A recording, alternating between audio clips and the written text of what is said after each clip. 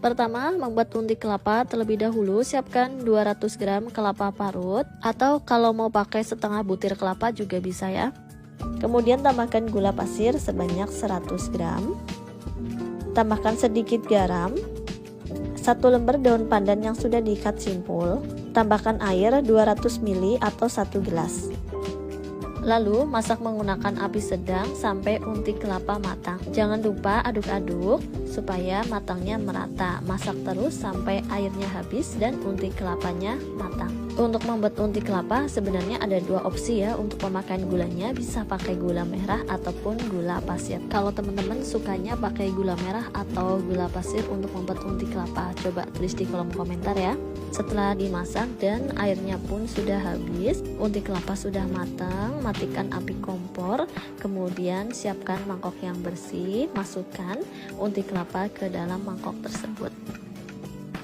Sisihkan unti kelapa yang sudah selesai dimasak. Selanjutnya saya akan membuat kulit dadar gulungnya. Siapkan wadah yang bersih, kemudian tambahkan 250 gram tepung terigu. Saya pakai protein sedang atau tepung terigu serbaguna. Tepung tapioka 20 gram atau sebanyak 2 sendok makan. Supaya kulit dadar gulungnya tidak hambar, tambahkan setengah sendok teh garam. Aduk-aduk semua bahan kering sampai tercampur merata. Tambahkan air sebanyak 550 ml. Masukkan air ke dalam adonan tepung secara bertahap, kemudian aduk-aduk sampai adonan tercampur merata.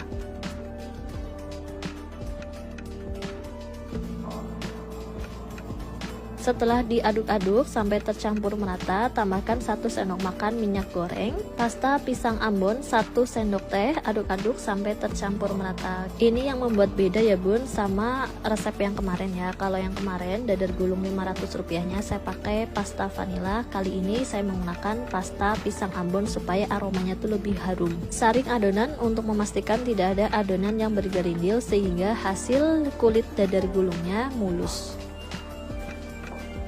Selanjutnya tambahkan 1/4 sendok teh pewarna makanan warna merah muda atau sesuai dengan selera, aduk-aduk sampai tercampur merata.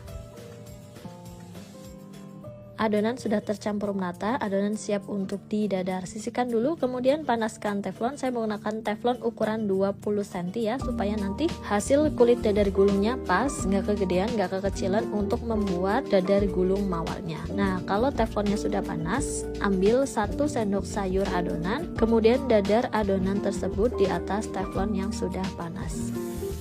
Teflon tidak perlu dioles dengan minyak goreng ya bun, karena nanti saat membuat dadar gulung mawar, kulit yang digunakan bagian yang atas atau permukaan yang halus ini ya, bukan bagian bawah yang harus berpori-pori, itu enggak ya. Jadi teflonnya tidak perlu dioles dengan minyak. Masak kulit dadar gulung menggunakan api kecil supaya kulit dadar gulungnya matang, sehingga saat dilipat membentuk bunga mawar, kulitnya tidak mudah robek. Nah, kalau sudah matang, bentuknya seperti ini ya bun. Bagian pinggiran kulit dadar gulung sudah mengelupas seperti ini, tandanya sudah matang. Angkat dan balik kulit dadar gulung tersebut dari teflon. Lakukan hal yang sama untuk mendadar adonan selanjutnya.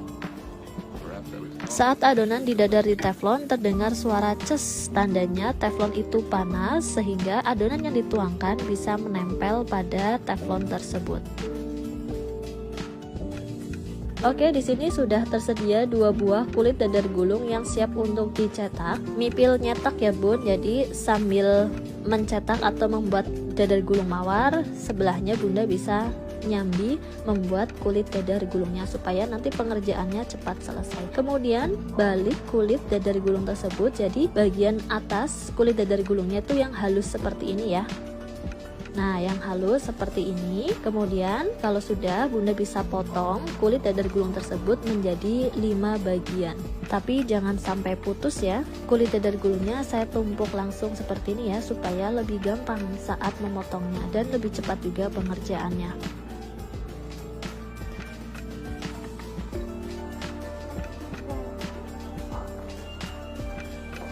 Lalu ambil secukupnya unti kelapa, kepal-kepal unti kelapa tersebut sehingga membentuk kepalan seperti ini. Nah, dibentuknya kepalanya seperti ini ya bun. Kalau agak kebanyakan bisa dikurangi, sesuai dengan selera masing-masing aja ya untuk isian unti kelapanya. Kalau sudah dibentuk mengerucut seperti ini, ambil 1 lembar kulit dadar gulung. Pokoknya 1 bunga mawar itu 1 kulit dadar gulung ya. Jadi jangan pakai 2 lembar ya bun. Lalu lipat kulit dadar gulung tersebut seperti ini ya. Nah, membentuk seperti ada lipatan kecil seperti ini. Nah, kayak gini ya. Lalu ambil 1 lembar lagi kulit dadar gulungnya, pakai yang sebelahnya persis ya bun. Ikuti tutorial yang seperti ada di video, gampang kok bun, ini tinggal dilipat aja. Nah seperti ini karena menggunakan sarung tangan plastik ya bun, jadi itu agak susah gitu. Kalau nggak pakai sarung tangan plastik cepet banget ngerjainnya ya. Oke, dibentuk seperti kuncup mawar seperti ini ya bun, setiap kelopak-kelopak mawarnya ya. Dan gunakan bagian kulit dadar gulung yang halus untuk membentuk kelopak mawar.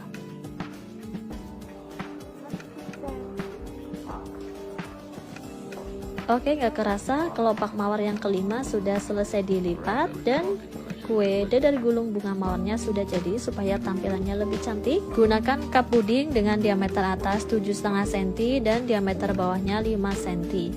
Jangan lupa tambahkan juga potongan daun pandan supaya bunga mawarnya ada daunnya gitu ya bun. Letakkan dadar gulung bunga mawar ke dalam cup puding tersebut dan ini dia hasilnya. Dadar gulung bunga mawar modal Rp500 per 1 kuenya, bunda bisa jual mulai harga 1000-an. Gampang kan buatnya, modelnya juga murah meriah.